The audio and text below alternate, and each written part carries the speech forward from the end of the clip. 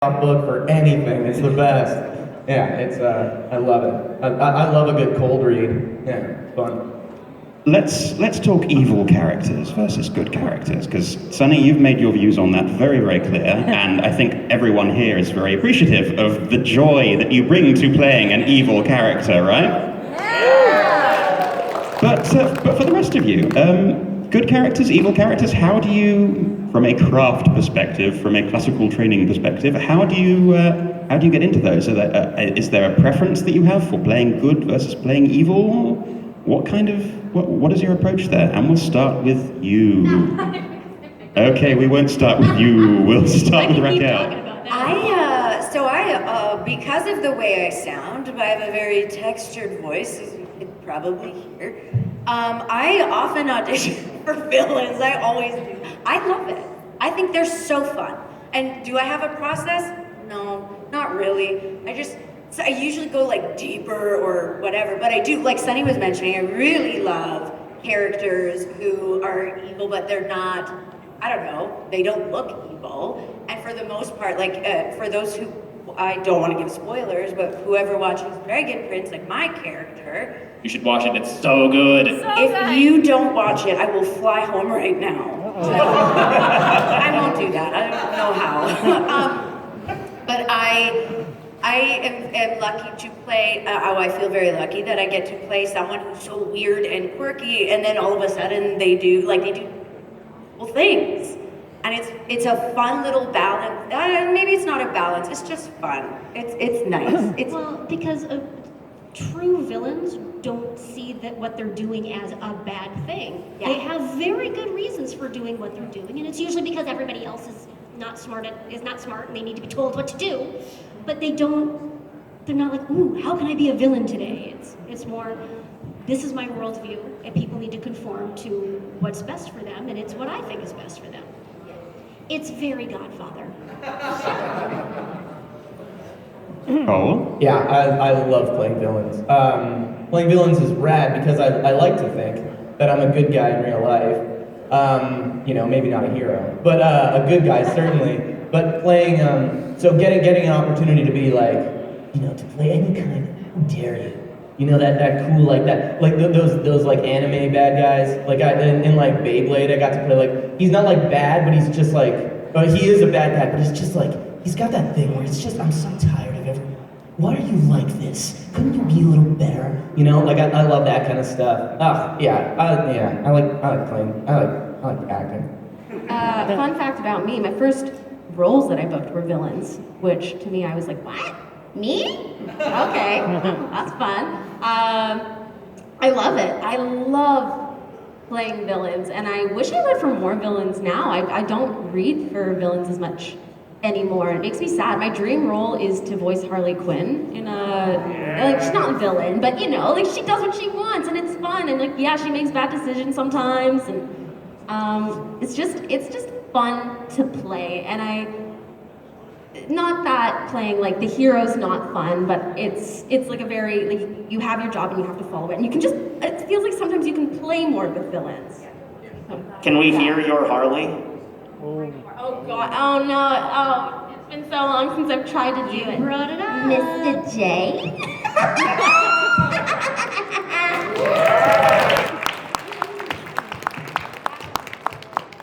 That was fantastic. Looks like we've got another audience question, so please go ahead. This might be related, but what are some favorite kind of tones or emotions to act? Very good question. Favorite tones or emotions to act? I don't know if it's an emotion, but I kind of like falling down the stairs. Right? Because you have to envision how big is the staircase? What's at the bottom? How much did it hurt? Was it a big fall or a little fall? It's interesting. I think that's definitely an emotion. There have been days where I'm like, how are you doing? Falling down the stairs. Is maniacal or unhinged an emotion? Those are my favorite. I'm not allowed to say what I'm doing, but there's a thing I'm doing, I literally get to do that, and it's so weird, and that's my favorite, hands down. Seething. Can we have any hint of when it might be coming out in the next 100 years? I don't even know. That's the tricky thing. I tell you, I'll break an ND. No, I won't. No, you won't. No, you won't. I'm not going to be responsible for that. But at some point in the near future, Raquel Belmonte playing Maniacal. Who's looking forward to that? I'm looking forward to that. Yeah, I like doing anything. I think like playing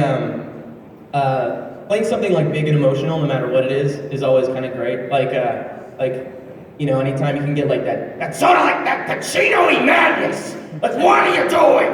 Like this kind of over, you're not focused. Like that kind of big stuff, and veins popping out, so much fun. The number of times I've flinched away from Cole during this round.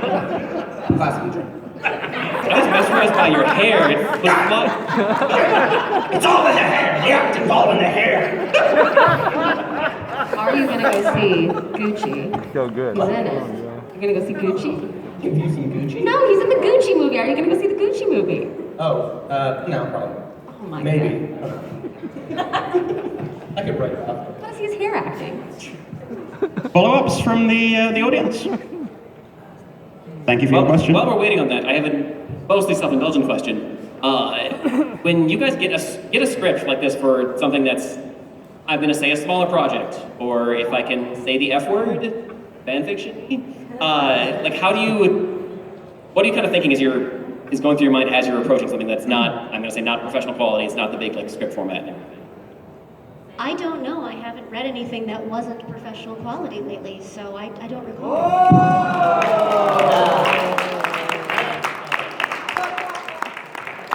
And then Vivid died happy. I treat everything like it's a professional thing, if that makes any sense. Yeah, it doesn't matter what it is. If someone hired you to do it, do a good job. And if you don't do a good job, go home. Fly home. Yeah, Katrina and I were talking about this earlier, but whenever I get a script, generally it's Control F, and then I look for my character's name, and I'm like, okay, all right, I'm in it this amount, and then I'll read the script. That's generally that's the process. But yeah, no matter what it is, if someone puts a thing in front of me and says do the thing, I'm like, okay, yes, please, yeah, let's do it again. I feel like I'll do it again. I just always want to try to do my best, so. And I do have a regular commercial client that I work with, and recently somebody new has been writing the copy. Okay, if you ever write a commercial, 75 words will give you a 30-second commercial. If you give a voice actor 130 words and ask them to fit them into 30 seconds, we have to turn into copywriters. So sometimes it's easier and faster to maybe guess and give them what they want and tune it up a little bit. And sometimes it's just at the point where you're like, hey, here's what it sounds like at my best as written. Let me know if you want any changes. I'm glad to hear about the Control F thing, because one of the last things I do whenever I do these scripts is like, honestly, like look at my thing like, okay, Cole has 87 lines, Katrina has 86. Is that okay? Are they going to know this? And so the answer apparently is yes. I don't know. No, I'm kidding. Question. Hello again. I'm curious, do you notice yourselves doing any funny faces when you do any of your voices? Absolutely. Well, I don't notice, I feel it. I feel my face making funny. But it also helps with the voices. Honestly, like the way you move your face and your mouth helps with each character and each sound. So I think it's beneficial to do that if it works for you. And your hair. Yeah, before I take an audition into the closet, it generally starts in front of the mirror. Just to see what's happening with my face, and see what's happening with my body and stuff. Like standing and like this is a bit of classical training stuff, but it's like you act from your feet up, and like it all you feel weight in different places, and you're doing different things with your face. When I get old, I get really crinkly, and things are harder to see. Yeah, I love. Making faces in the mirror is probably how I started acting. Probably. Oh yeah. I thought I said that on mic. I'm an idiot. I said, didn't Jim Carrey do that? Yes. I don't notice my face, but then people will take pictures of me because I guess I am very animated, facially animated, and I'm like, that's gross. No one's face should stretch like that. No one's face should do that. Forget what the question was, but yes, I make a lot of awful faces. You're beautiful. Stop it, you're beautiful. Don't you dare. Don't, I'll let it, it's right, if it went to my head. It went to my head. So, I'm going to ask this as a two-part question. Because one of the perennial favorites at Q&As is what advice would you give people who wish to break into the industry? But I want to flip it a little bit. I want to ask what the best piece of advice you were ever given when it was your time breaking into the industry. What was the best piece of advice you were given? And also, what advice would you give to people who are dealing with imposter syndrome as they are trying to break into their particular fields? How do you, as professionals, deal with those voices inside that say, no, I suck at this, I should go and do something else? So those two bits of advice, if you would like to share them with the audience, that I believe will take us to the end of the session. I've started over in my life many, many times, and I find it very frustrating to be at the bottom of the mountain and looking at the top and knowing where I want to be and not knowing what the path is to get there. And what I keep telling myself over and over again is just take the next step. And the path will become clearer when you look back and you see it, but you just got to keep taking those steps forward. Just keep doing the next thing, even if you can't really see where you're going. Just keep your eye at the top of the mountain and just keep taking the next step. And that's the thing I tell myself, the best advice I got about acting was don't quit your day job. Which is kind of a double-edged sword, because it's hard to 100% commit as an artist when you've got to work the dinner shift and come home and stand in your face and audition. So, go for Palme. That's it. I'm done talking. During the panini, yeah. Patience for me, which sucks because I'm very impatient, but it was true. Like, I didn't book my first job until a year and a half after I had started auditioning, and I'm just there going, what am I doing with my life? I don't know if this is right, and it's never gonna happen. And to be honest with the imposter syndrome thing, anytime I book it, like even after My Little Pony, I was like, that was a great run. That was it. That was my last my job. My career is clearly over now. Yeah, I'm never gonna book again. Like, that was a fun ride, wasn't it? I think for myself and for a lot of people too, that imposter syndrome will never go away, no matter what level of success and what success means to me. If I achieve it, I don't think it'll ever go away, which is fine as long as I can figure out how to curb it and just kind of and I think I said yesterday, you have to have a really good group of people around you, really good friends, that can, be there for you to just get all your stuff off your chest. Yeah, and pick you up and be like, no, your feelings are valid, but also come on, that's silly. Yeah. Like last year, I had a terrible year, and I was like, I think I'm done acting. No, honestly, I was like, yeah, I think I should probably go back to school and start thinking about other things and what I want to do with the rest of my life. And my partner was like, okay, come on, no, stop. And I'm like, no, I don't, yeah, okay. And then, yeah, a year goes by, and I'm like, oh yeah, I'm working again. Okay, all right. So it's just, you're gonna have really bad days, and that's okay, but then you just have to know that it will get better. Yeah. I think the best piece of advice I was ever given was probably by my agent, and she said, early on in my career, she said, hey, if not this, something else. And yeah, she's an absolute rock star. And then the other best piece of advice, which was a really hard lesson to learn, was I went to an audition completely unprepared. There was a song I didn't even know. I showed up, I kind of gave it a buzz, and then I left. And when I got home, the director called me, and he said, if you ever show up that unprepared again, you'll never audition for me again.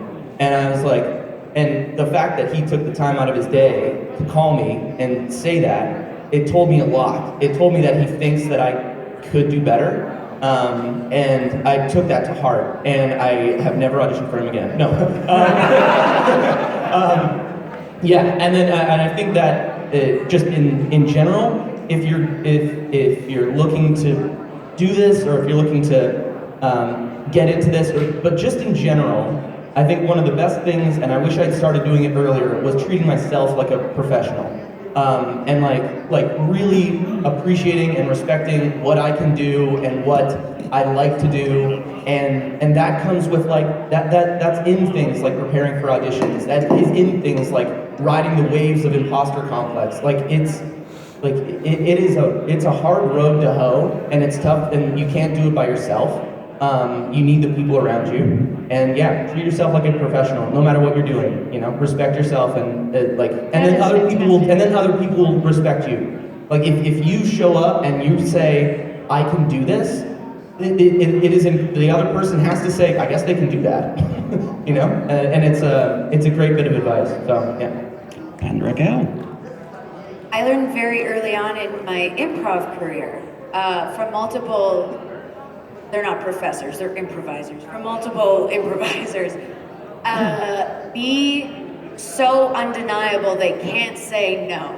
But what I've learned over the past however many years of doing performance stuff is not only be so undeniably, good, but be undeniably, I forgot, when you say a word so many times, you just forget. Be undeniably you. That is so important to always have like a piece of you in your work.